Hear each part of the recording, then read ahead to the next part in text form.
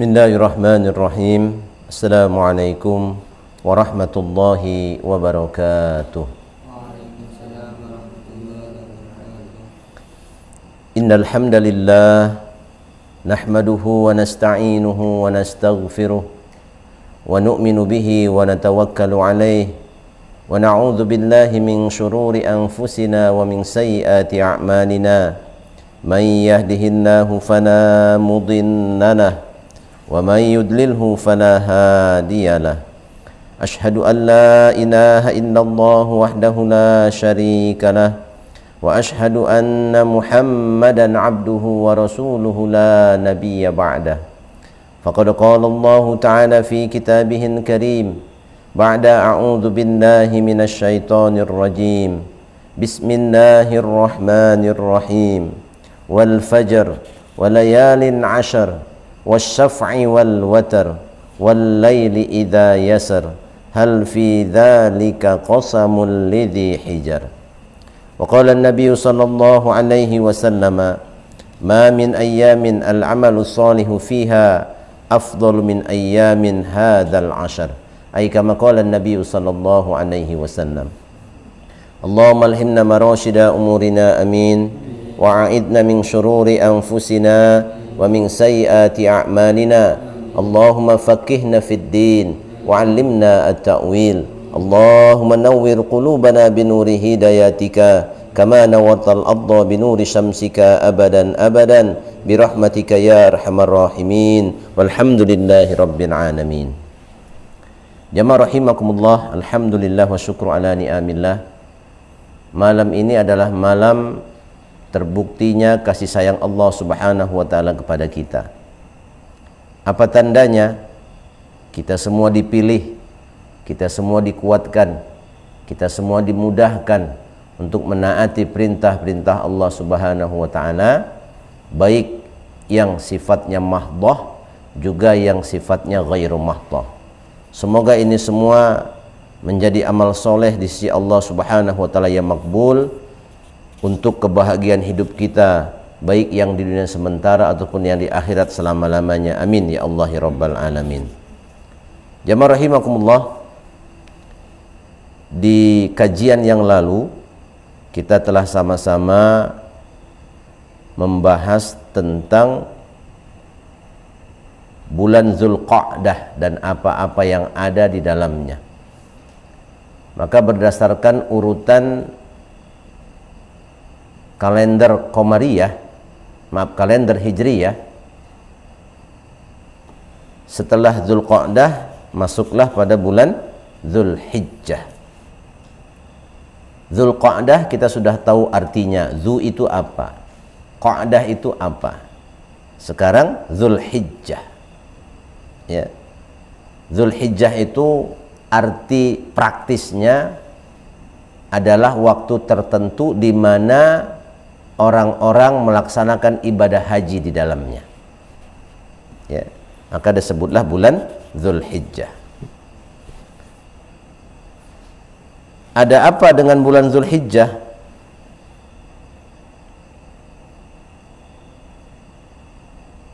Maka kita akan menjelaskannya pelan-pelan dalam kajian pada malam hari ini, sehingga terang benderanglah informasi tentang Zulhijjah. Ruwiya, diriwayatkan, innallaha ikhtara minas sanati 13. Sesungguhnya Allah subhanahu wa ta'ala memilih dari satu tahun itu terdapat 3 waktu, yang 3 waktu tersebut jumlah bilangan harinya 10 hari. Jadi dalam satu tahun itu Allah Ta'ala memilih 10 hari yang total jumlahnya ada 3 macam waktu dalam satu tahun. Yang pertama al-ashrul akhir min Ramadan,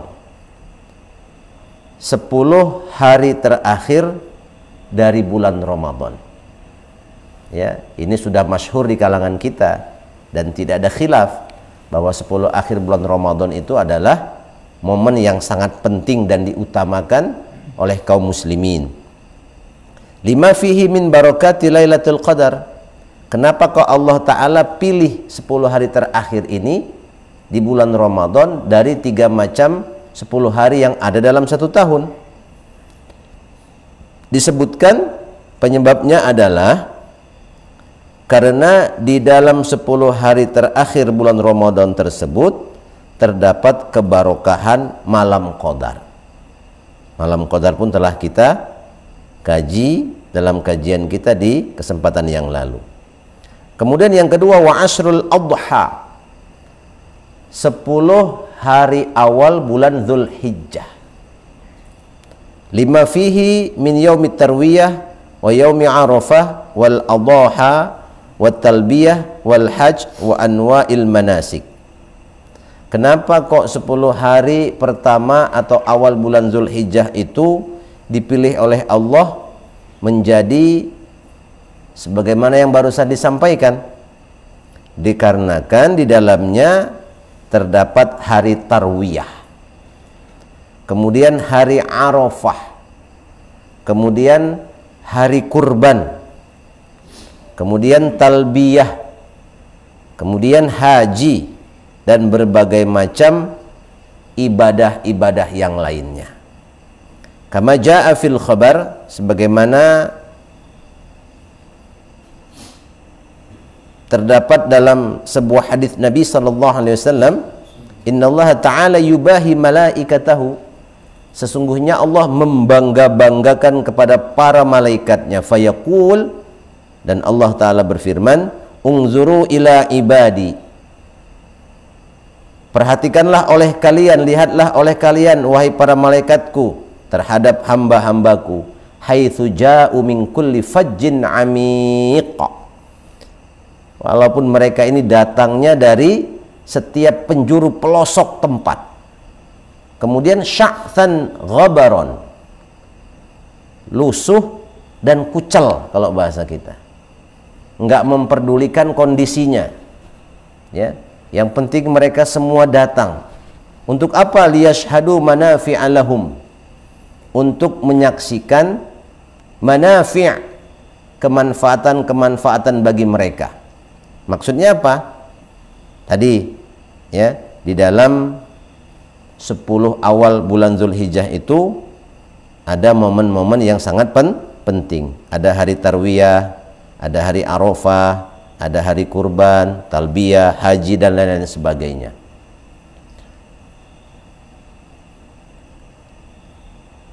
Ashhidu ya malaikati anni qad ghafartu lahum, maka saksikanlah oleh kalian wahai para malaikatku, sesungguhnya aku telah ampunkan dosa-dosa mereka. Kemudian yang ketiga, wa ashrul muharram, ya, 10 hari awal di bulan Muharram. Lima fihi min barakati yaumi Asyura, dikarenakan di dalam 10 hari awal bulan Muharram terdapat kebarokahan hari Asyura.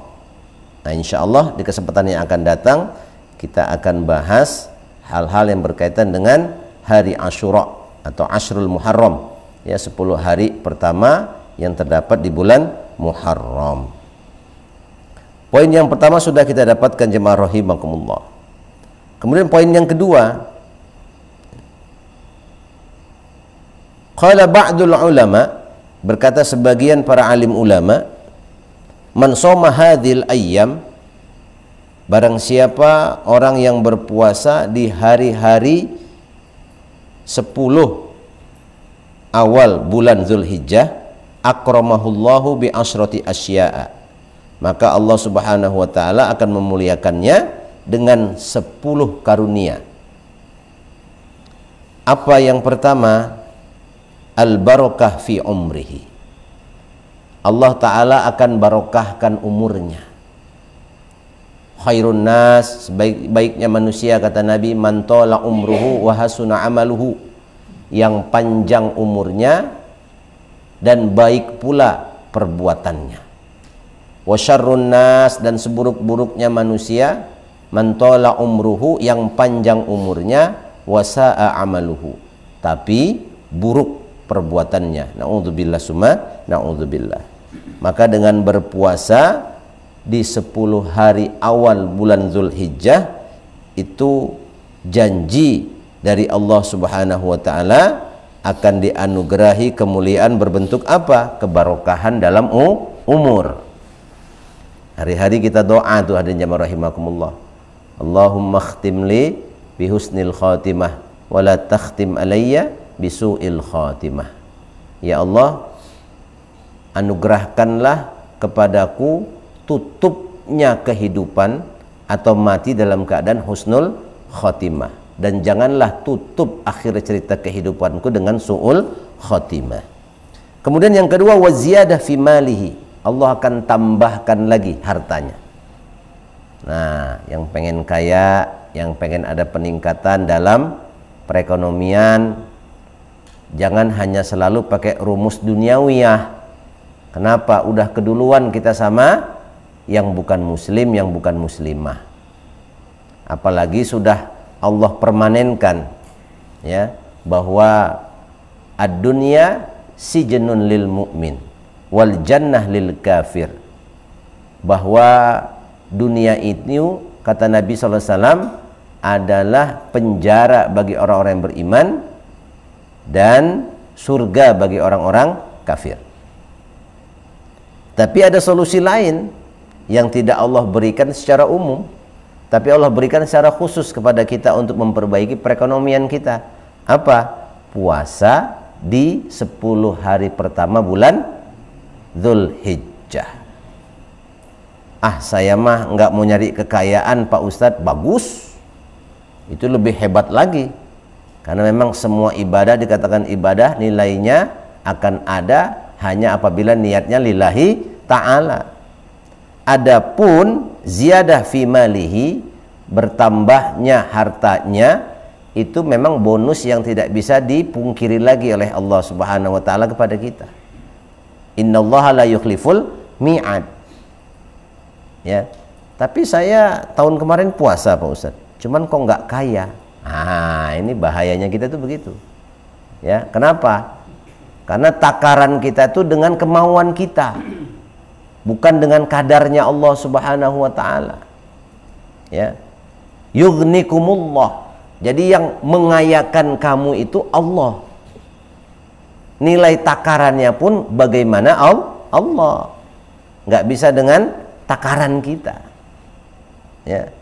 Tapi kalau Allah yang sudah memberikan takaran, itu udah sangat-sangat proporsional, udah sangat-sangat pas.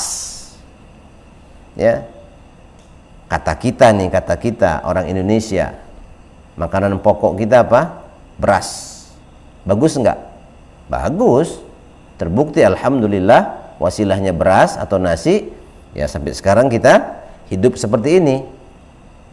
Hanya ada timbul pertanyaan, apakah dengan makan nasi maka siklus kesehatan kita itu akan baik atau menjadi lebih baik, kurang baik, atau tidak baik? Kan gitu. Nah, wallahu a'lam. Kalau memang nasi beras itu baik, ya betul-betul baik, berdasarkan apa yang telah Allah tetapkan, maka pastilah yang baik-baik itu Allah akan berikan kepada para nabi dan para rasulnya sebelum kepada kita. Betul? Sekarang timbul pertanyaan, para nabi, para rasul makan nasi enggak Pak? Enggak?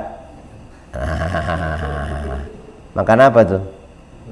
Gandum, kurma, ya. Itu makanan-makanan yang terbaik. Tapi bukan berarti makan nasi salah. Justru itu bagian daripada tanda kebesaran Allah Subhanahu wa ta'ala, dengan berbagai macam nikmatnya, berdasarkan daerah masing-masing, tempat mukim mereka masing-masing. Orang Indonesia makan nasi, ya, bahkan nasi itu ternyata ada macam-macamnya. Ada yang nasi putih, ada yang nasinya merah, ada yang hitam, Mbak. Ada yang organik, ada yang anorganik, ya. diolah lagi tuh sama orang Sunda jadi nasi uduk, ya, diolah lagi sama orang Malaysia jadi nasi lemak, macam-macam, ya. Akan tetapi kalau berdasarkan sudut pandangnya Allah Ta'ala bahwa makanan-makanan yang terbaik dan apapun itu namanya yang terbaik dan baik, itu biasanya Allah Ta'ala berikan dulu kepada para nabi dan para rasulnya. Cuman tidak menjadi kewajiban bagi kita untuk mutlak harus mengikuti itu, tidak, ya. Ya, kita anggap saja, kita berbaik sangka bahwa nasi yang telah ditetapkan sebagai makanan pokok kita itu yang terbaik untuk kita, amin. Walaupun memang nggak bisa dipungkiri ada efeknya, Pak, ya. Efeknya apa tuh? Diabetes. Orang kalau konsumsi narkoba, mohon maaf, itu ada tobatnya, Pak. Ada tobatnya itu. Apalagi kalau udah deket-deket OD itu, overdosis, biasanya gampang tobatnya itu. Karena udah kelepek-kelepek, umurnya 3,5 kalender, udah bau tanah tuh. Mohon maaf, ya kan? Tapi kalau orang makan nasi, kapan tobatnya? Sudah pun kata dokter, Bapak, Ibu, ini gula darahnya sudah 500. Ada yang sampai pingsan 600. Ada pernah tobat makan nasi? Enggak, Pak. Ya, terus saja, Pak, terus saja. Maka sebagian orang ada yang mengatakan, ya, ada kalanya bahaya mengkonsumsi nasi dengan tidak proporsional itu lebih bahaya daripada mengkonsumsi narkoba, katanya. Ya, maka ya ini semua harus jadi pembelajaran bagi kita. Baik, kemudian kita lanjutkan, wal hibzu fi iyalihi, akan diberikan jaminan terjaga keluarganya. Allah Ta'ala akan jaga, pelihara keluarganya.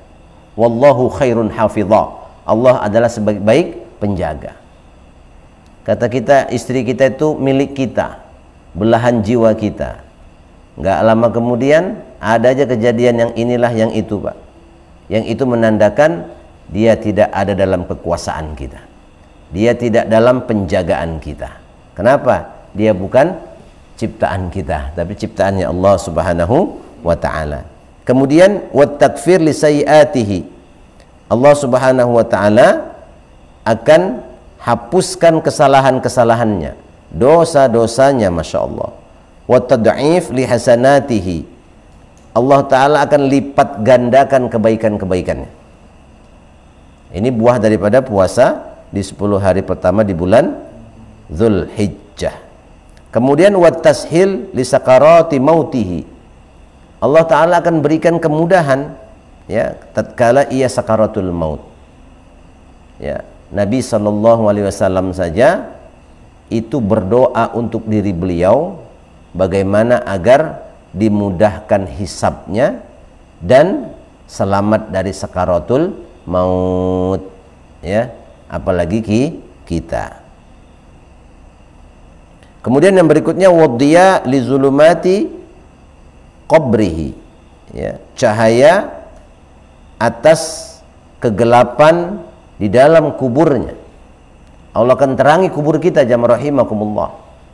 Jadi walaupun bapak kita punya pabrik bohlam, itu nggak ada urusan untuk bisa nerangi kuburan kita. Walaupun secara zahir betul-betul itu pasang lampu tembak itu berapa watt sugan gitu, itu nggak ngaruh, jamaah rahimakumullah, karena alam kubur itu sudah berbeda dengan alam dunia di saat ini. Maka dengan berpuasa di bulan Dzulhijjah di hari 10 awalnya, ya, kemuliaan ini Allah Ta'ala akan berikan kepada kita. Yang berikutnya wat tathqil li mizanihi, akan diberatkan timbangan kebaikannya oleh Allah Subhanahu wa ta'ala. Yang berikutnya wan najah min darokatihi, akan diselamatkanlah dia dari keterjatuhan, keterpurukan, ya, di bidang apa saja, Pak. Ya, yang namanya keterjatuhan, keterpurukan ini melanda siapa saja dan melanda apa saja. Baik dalam masalah rumah tangga, mohon maaf, baik dalam masalah bertetangga, mohon maaf, baik dalam masalah karir, mohon maaf, baik dalam masalah ekonomi, budaya, politik, hukum, dan lain-lain sebagainya. ya, di dalamnya itu ada keterjatuhan, ada keterpurukan, ya, maka kifaratnya apa? Puasa 10 hari awal di bulan Dzulhijjah.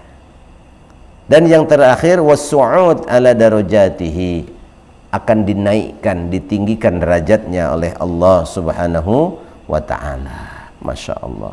Ini versi ulama, ya. Dan yang berikutnya ada sebuah riwayat dari Ibnu Abbas radhiyallahu taala anhu, anin Nabi sallallahu alaihi wasallam, dari Nabi sallallahu alaihi wasallam, annahu qala, sungguhnya beliau bersabda, al yaumul ladzi ghafarallahu fihi li Adam alaihi salam awalu yaumin min Dzulhijjah. Hari di mana Allah Subhanahu wa taala mengampunkan Nabi Adam alaihissalam ternyata jatuh pada awal hari di bulan Dzulhijjah. Jadi tanggal 1 Dzulhijjah itu sejarah islaminya adalah saat di mana Allah taala ampunkan Nabiullah Adam alaihissalam. Maka atas peristiwa tersebut sabda Nabi, man shoma dzalikal yaum, barang siapa orang yang puasa pada hari itu, tanggal berapa? 1 Dzulhijjah, ghafarallahu lahu kulla dzambin, maka Allah taala akan ampunkan tiap dosanya. Allah akan ampunkan semua dosa-dosanya. Masya Allah. Timbul pertanyaan, dosa besar apa dosa kecil? Urusan ampunan dosa itu bukan urusan kita. Urusan kita itu hanya memohon ampunan. Pemberi ampunannya siapa? Allah Subhanahu wa ta'ala.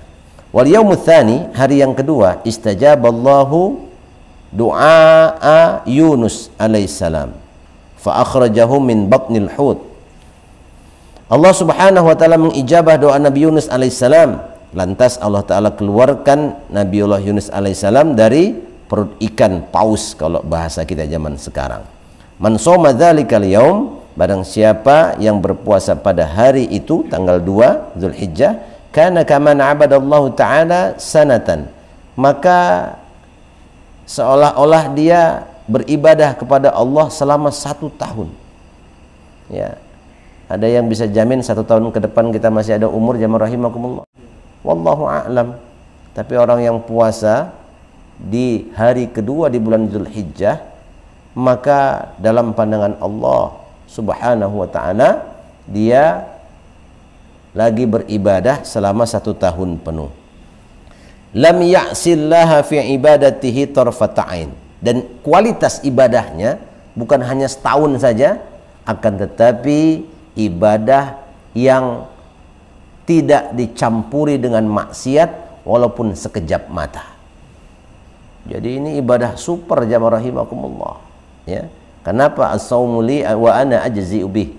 Ya, puasa itu milikku kata Allah, dan akulah yang akan menentukan masalah pemberian ganjarannya. Ya, jadi jangan pernah menganggap kecil sesuatu yang menjadi miliknya Allah, karena Allah Ta'ala pun nggak pernah memandang kecil kepada setiap perintahnya yang ia perintahkan kepada kita.